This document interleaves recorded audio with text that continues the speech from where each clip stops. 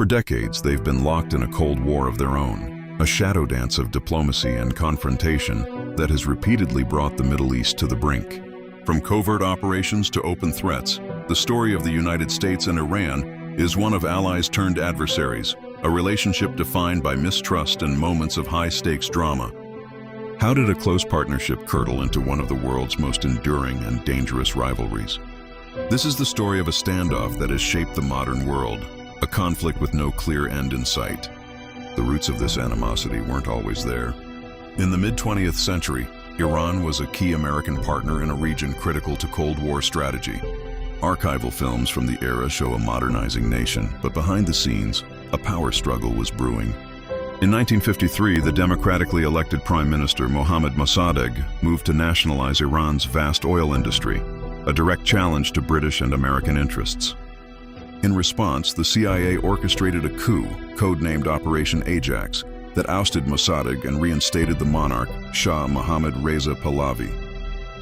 For the next quarter century, the Shah became Washington's staunchest ally in the Persian Gulf, a bulwark against Soviet influence.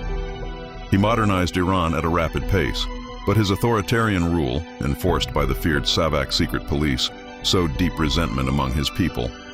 That resentment exploded in 1979. A wave of mass protests, fueled by religious fervor and anti-Western sentiment, culminated in the Iranian Revolution.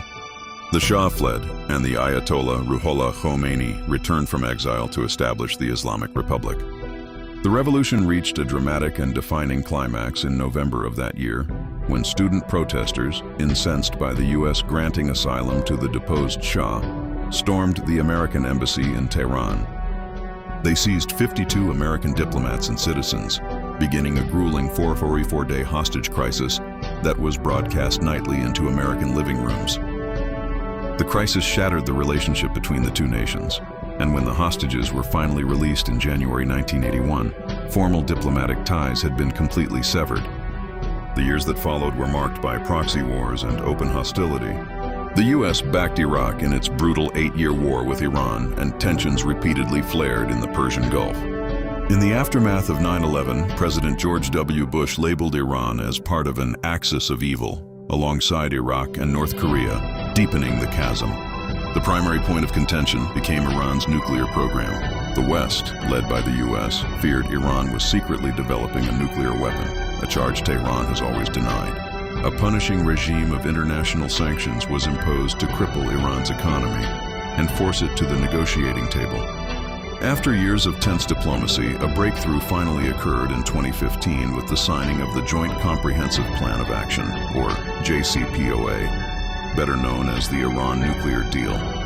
For a brief moment, it seemed a new chapter of cautious engagement might be possible, but the hope was short-lived. In 2018, the United States, under a new administration, unilaterally withdrew from the nuclear deal, calling it fundamentally flawed. A maximum pressure campaign of renewed, even harsher sanctions was implemented, aimed at forcing Iran back to the table for a broader deal. Iran responded by restarting parts of its nuclear program and escalating its activities in the region, leading to a series of confrontations, including attacks on oil tankers and military bases. Today, the two nations remain locked in the same standoff, a dangerous cycle of pressure and defiance.